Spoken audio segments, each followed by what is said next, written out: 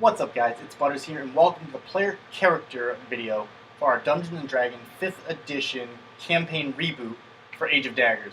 I wanted to take some time and introduce you to our characters and tell you who will be playing each of these characters.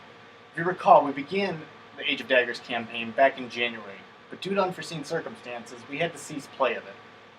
Since then, we have relaunched with a brand new world and we will be playing with 4 player characters this time around, all of which will be played out by myself, Rogar, Optical, and Charger.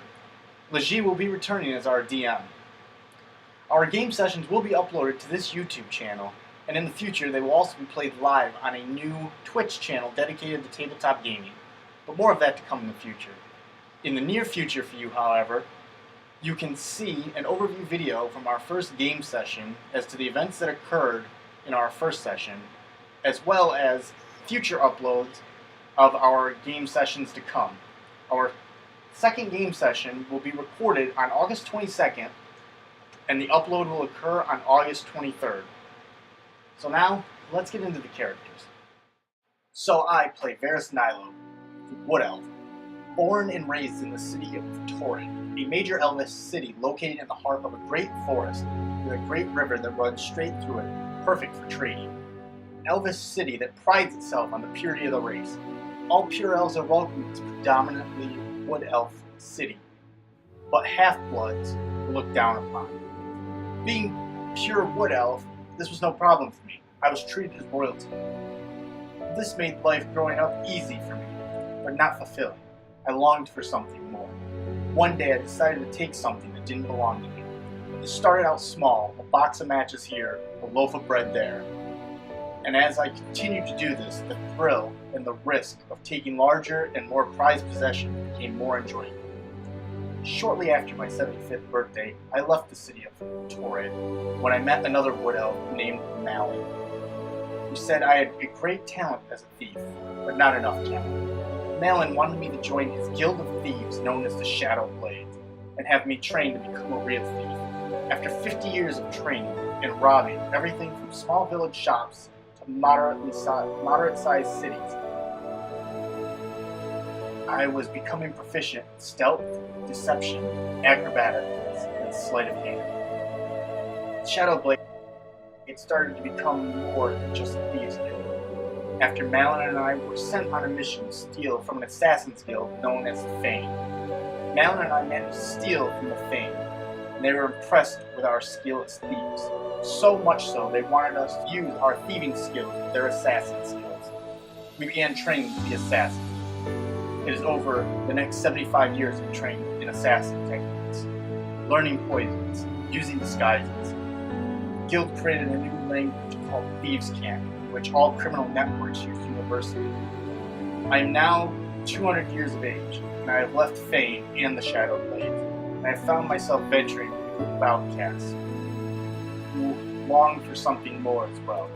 A half-elf from Torrid whom I remember from my childhood. A Goliath barbarian that has the strength and the temper like I've never seen. And a dragon-born wizard whom I believe has more to offer than I have yet to see. I believe this bunch will make for some interesting encounters and possible good distractions as I continue to rob and steal and assassinate others and pursue my goal of becoming the world's greatest thief, as well as help me settle the score with the Fane, Shadow Blades, and their new leader and my previous mentor, Malin. Our next player character is Oren, played by Optical. Oren was born to a warrior father and a mother that he never knew. Ale grew up under the tutelage and guidance of his father, Oren Nefarin, who was a fighter in the army of the great elven city of Torrid.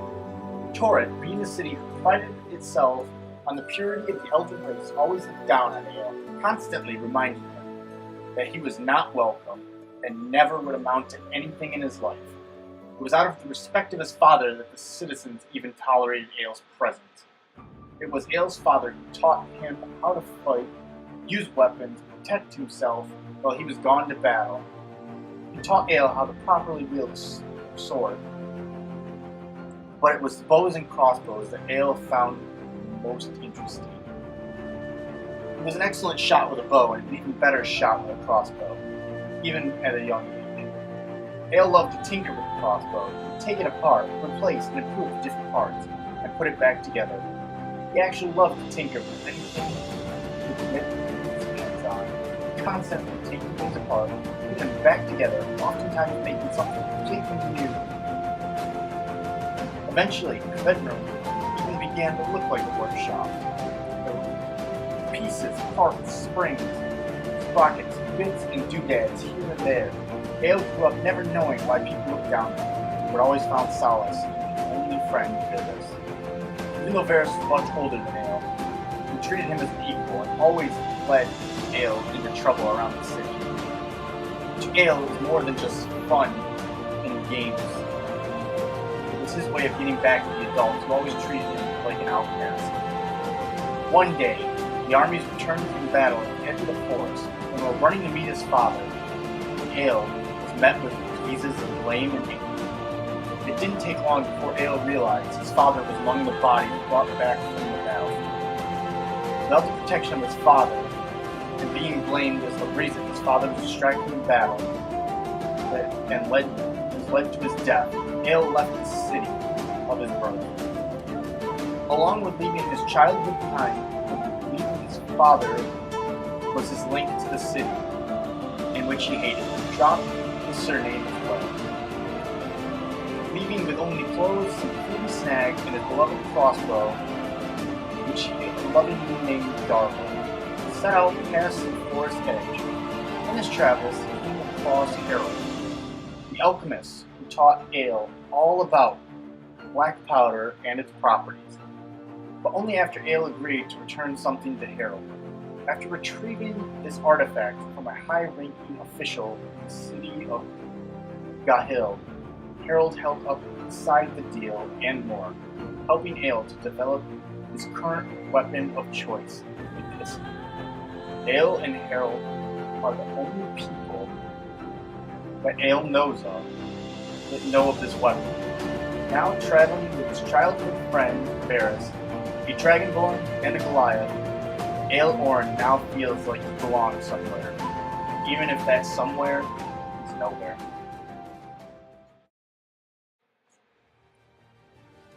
Our third player character in the party, Dovahkiin, who was played out by Charter. Dovahkiin was born in the capital city of Lavora. His father's name was Voldar, and my mother's Ali Patra. He was a proud Dragonborn city, which also allows other races to live in it. Well, before the war started. I was at the age of 10 when the war started. We were attacked by another Dragonborn village because they felt they needed to expand their lands for personal gain.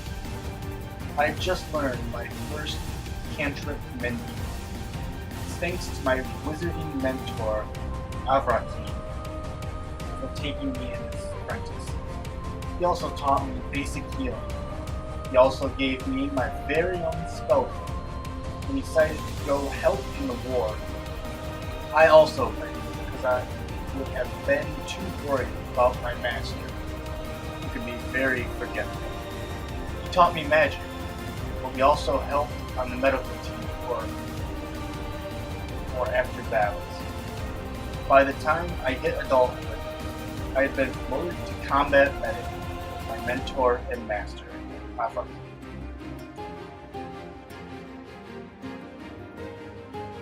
Dovahkiin had finished teaching me some spells to help take care of myself during battle. One evening, he split my regiment into two, me leading one and my mentor leading the other. After the battle, we were supposed to report back to camp. When we returned, there was no sign of the other party. When I realized he was gone and not returning, the people who fought with me laughed and drank and ate and taught me things were extremely important and that they were worth protecting and fighting, since they also relied on me and fought with me. I also had to teach myself from now on the art, but I wasn't completely alone on this. I had all the books my mentor left behind. I wasn't going to let them collect dust, so I started reading them for myself.